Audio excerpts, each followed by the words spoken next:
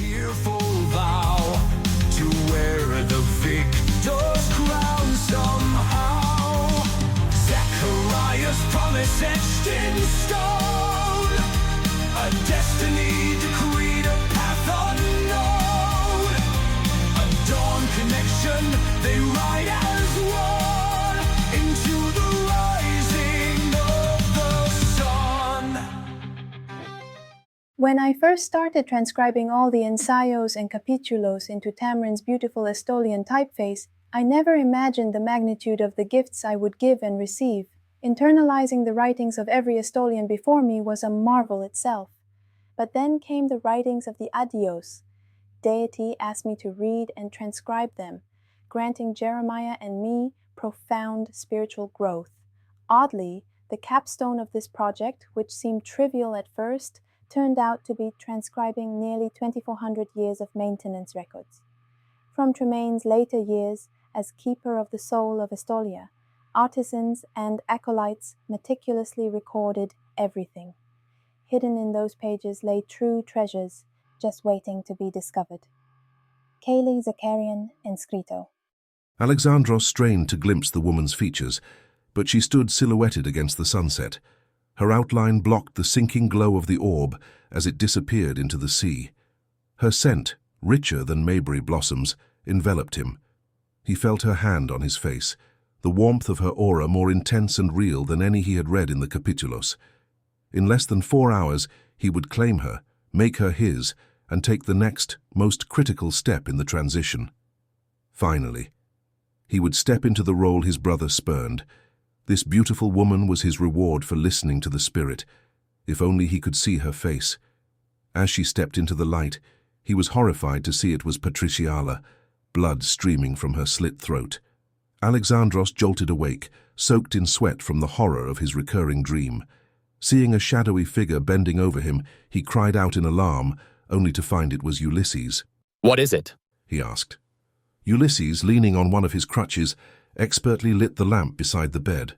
He seemed peculiar, oddly resolute. "It is your birthday," Ulysses declared. "Today you must find the keeper of your soul, your Cailey." Alexandros shuddered, recalling his dream. He believed in deity and everything he was taught, yet it seemed odd to think he could simply wake up and find his Cailey on this particular day. He'd met the few eligible women and knew none in all of Estolia fit him. What if finding her proved impossible? His mind flicked to the dagger. Would Ulysses need to wield it? Abruptly, he pushed these thoughts aside and refocused on his friend. "Rise, Alexandros. We must ride to the sea, near the salt marshes, east of the Willowall caves, where the river of deity empties into the sea. Our horses are ready. We must go, now." Ulysses's determination was undeniable. Once again, Alexandros marveled at his friend's agility, despite having only 1 foot.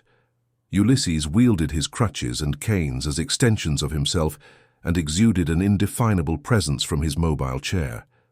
To Alexandros, it was clear that Ulysses would masterfully lead the Estolian faith, with more authority than any previous keeper, except perhaps Amador and his successor, Hezekiah, Zacharian's second son. In front of the palace stood 4 horses, 3 saddled and 1 carrying a small burden tied to its back.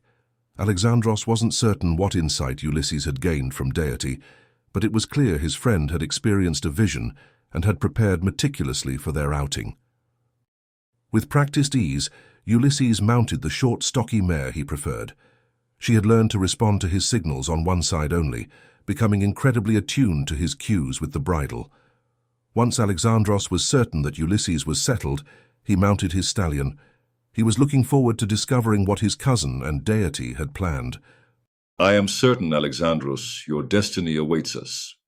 "I honor your connection to deity," he said. "Your spirituality is invaluable to me, Ulysses. No other Estolian is as qualified as you to guide me. You will help me become the king I am meant to be.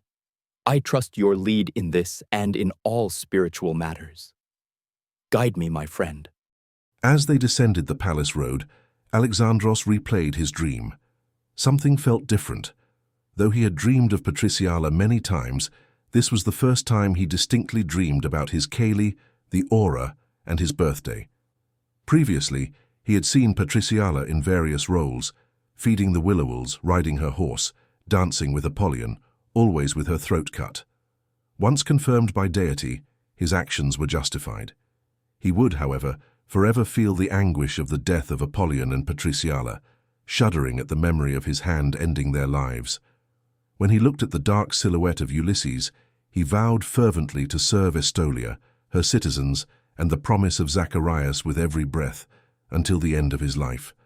From the moment he accepted his role as last resort, he was bound to the will of deity in all things. At dawn they meet, their destinies aligned. The keeper guides, the air refined.